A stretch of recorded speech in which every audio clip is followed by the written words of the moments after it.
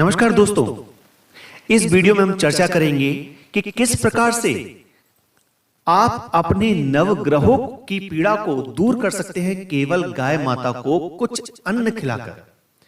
नमस्कार, मैं पंडित दिवाकर वशिष्ठ और आप देख रहे हैं जेडीजे एस्ट्रोलॉजी यानी जीवन दर्पण ज्योतिष।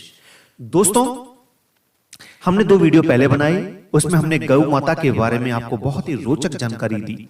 अगर आपने अभी तक वो वीडियो नहीं देखे हैं तो वो जाकर देखिए, वह वीडियो से आपको बहुत जानकारी मिलेगी। लेकिन इस वीडियो में हम चर्चा करेंगे कि यदि सूर्य से लेकर केतु तक नवग्रह आपके खराब हैं तो किस ग्रह को ठीक करने के लिए आप गाय माता को कौन सा अन्न खिलाएं, कौन सी वस्तु खिलाएं जिससे कि आपके वह ग्रह ठीक हो जाएं।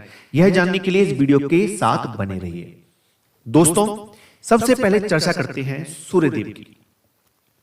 यदि जन्म कुंडली में आपके सूर्य देव शुभ नहीं है या कमजोर है या आप पर उनकी दशा चल रही है तो आपको प्रत्येक रविवार को रोटी के ऊपर थोड़ा सा गुड़ रखकर गाय माता को खिलाना चाहिए। और अगर आप लाल रंग की गाय को खिलाएं तो आप विश्वास कीजिए कि आपका सूर्य शुभ हो जाएगा। लेकिन इतना ही नहीं, आपको रोटी खिलाने के बाद गौ माता को नमस्कार करना है और उनके पैरों को छूना है। यह करना है, इससे आपका सूर्य उत्तम फल आपको प्रदान करने लगेगा। कुछ ही दिनों में आपको चमत्कारिक लाभ मिलेगा। यदि कुंडली के अंदर चंद्रदेव खराब है या कमजोर है, देखिए, जब भी हम कोई भी उपाय करते हैं तो शुभ करने के लिए उपाय अलग होता है और कमजोर ग्रह को ठीक करने के लिए उपाय अलग होता है। लेकिन केवल गाय के द्वारा जो आप उपाय करते हैं उसमें खराब ग्रह भी शुभ हो जाता है और कमजोर ग्रह भी बलवान हो जाता है। तो चंद्रदेव कुंडली में यदि शुभ होकर के कमजोर हैं या अशुभ हैं, तब आपको क्या करना है, प्रत्येक सोमवार को रोटी के ऊपर थोड़ा सा घी लगाकर गाय को खिलाएं। पके हुए चावल को दूध में भिगोकर सफेद गाय को खिलाएं और नमन करके पैर छुएं तो आपका चंद्रमा ठीक हो जाएगा। दोस्तों, यदि कुंडली के अंदर मंगल ग्रह अशुभ फल प्रदान कर रहे हैं या कमजोर हैं या आप मांगलिक हैं जिसकी वजह से आपका विवाह नहीं हो रहा है या शादीशुदा जिंदगी में परेशानियां आ रही हैं, तो प्रत्येक मंगलवार को गेहूं की रोटी पर गुड़ रखकर लाल गाय को खिलाएं। कोई भी मीठा पदार्थ कम से कम 5 जलेबी या इमरती रसगुल्ला गाय को खिलाने से मंगल ग्रह की सभी अनुकूल प्रसन्नता प्राप्त होती है और उन्हें नमन और पैर अवश्य छू ले। इससे आपका मंगल कुछ ही दिनों में शुभ फल देने लग जाएगा। दोस्तों, यदि जन्म कुंडली के अंदर बुध ग्रह शुभ फल नहीं दे रहे हैं या कमजोर हैं और आपको आपके व्यापार में लगातार घाटा हो रहा है या परिवार में संबंध बिगड़ रहे हैं, तो प्रत्येक बुधवार के दिन साबुत मूंग की दाल के थोड़े से दाने रखकर रोटी के अंदर सफेद गाय को खिलाएं या फिर मंगलवार की रात्रि में साबुत मूंग की दाल को मिट्टी के बर्तन के अंदर भिगो दें। बुधवार की सुबह उस मूंग की दाल को गाय माता को खिलाएं या बुधवार को हरा चारा गौ माता को खिलाएं और उनको नमन करके पैर छू ले तो आपका बुध ग्रह ठीक हो जाएगा। इसके अलावा यदि गुरु ग्रह आपको शुभ करना है तो मित्रों, प्रत्येक गुरुवार को घी और हल्दी रोटी पर चुपड़कर पीले रंग की हल्के से ब्राउन कलर की गाय आपको मिल जाए तो अच्छी बात है। ये नहीं मिले तो सफेद गाय या मिश्रित रंग वाली गाय को आप ये खिलाएं और चने की दाल और गुड़ मिलाकर खिलाने से गुरु ग्रह के शुभ प्रभाव लाभकारी मात्रा में आपको प्राप्त होने लगेंगे तथा ऐसा करके गाय माता के पैर अवश्य छू लें, तब इसमें शुभता बढ़ जाती है। दोस्तों, यदि शुक्र ग्रह को आप ठीक करना चाहते हैं तो प्रत्येक शुक्रवार को चावल दही के साथ मिलाकर खिलाने से शुक्र ग्रह की अनुकूलता में बड़ी वृद्धि होती है। यह उपाय कंगाल पति योग को मिटाकर लक्ष्मी कारक योग बनाता है। अन्यथा केवल उबले हुए चावल का भात भी खिलाया जा सकता है। पैर छूकर नमन अवश्य कर ले।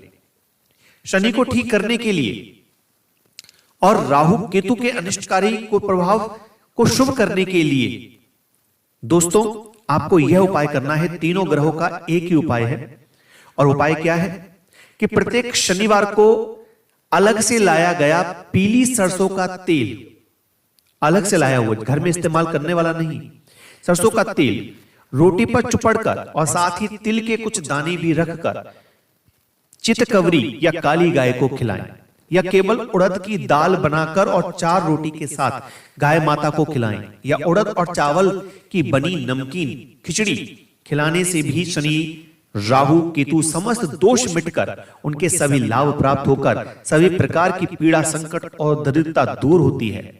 बहुत ही अद्भुत उपाय है दोस्तों। अद्भुत और लौकिक चमत्कारिक उपाय के रूप में हम आपको बता रहे हैं। आप पर जिस भी ग्रह की पीड़ा हो, वैसे तो किसी भी पूर्णमासी के दिन अति शुभ माना गया है, फिर भी जल्दी हो तो उसी ग्रह के दिन जाकर एक रेशम की डोरी में एक पंचमुखी रुद्राक्ष और एक ग्रह रंग की कौड़ी, यानी कि जैसा ग्रह है, जैसे कि पीली कौड़ी, काली कौड़ी, सफेद कौड़ी ये आती हैं, तो एक कौड़ी ले लें और कौड़ी को चांदी में अलग अलग जड़वा कर पिरोकर उसे उस ग्रह के दिन प्रातः ही लेकर गाय माता के गले में बांध दें और अपने ग्रह निवारण को प्रार्थना करें गौ माता से कि मेरा ये अमुक ग्रह खराब है मैया, इसको शुभ करिए, और उनके गले में बांध दें और चले आएं। और शाम को जाकर गाय माता को कम से कम 2 रोटी घी में चुपड़ करके उनको खिलाएं, कुछ मीठा जलेबी रखकर उन्हें खिला दें। और अब उनसे अनुमति लेते हुए यह रुद्राक्ष कौड़ी को अपनी जो है अपने पास रखें, तो यकीनन आप मानेंगे कि आप पर जो ग्रह की प्रतिकूल प्रभाव था वह अनुकूल प्रभाव में बदल जाएगा। और ये जो गाय माता को आपने पहनाया था वह गौ माता से लेकर के डोरी को खोल करके गाय माता के पैर छूकर नमन करके और वहां से आप घर आ जाएं। दोस्तों इसके अलावा काले धागे का सही और अनुकूल एक प्रयोग है। यदि आपने अभी तक केवल अपने आप ही काला धागा लेकर अपने हाथ या पांव में बांधा है तो उसे तुरंत उतार दें, इससे कोई लाभ नहीं होगा बल्कि नुकसान ही संभव है। क्या करें और कैसे करें ये समझ लें।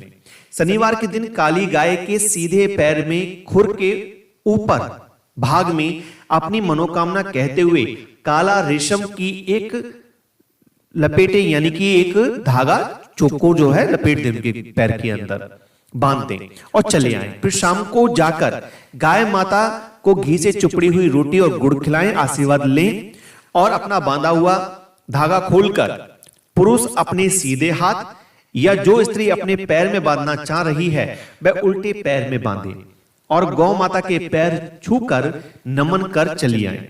और 8वें दिन शनिवार में ऐसा बांधा हुआ धागा उतार कर नदी में बहा दें और उसी दिन नया करके दूसरा धागा पहन लें। दोस्तों किसी प्रकार का जादू, तंत्र, मंत्र इत्यादि जो भी किया हुआ होगा वो उतर जाएगा, नजर इत्यादि नहीं लगेगी। इस प्रकार से आप उस धागे को बांधिए। तो यह है गौ माता से संबंधित उपाय हैं जो आप कर सकते हैं, अपने जीवन में लाभ ले सकते हैं। तो मित्रों वीडियो कैसा लगा कमेंट के माध्यम से जरूर बताइएगा। कमेंट में जाकर के जय गौ माता अवश्य लिखिएगा। मिलते हैं एक नई जानकारी के साथ, तब तक के लिए विदा लेते हैं। नमस्कार।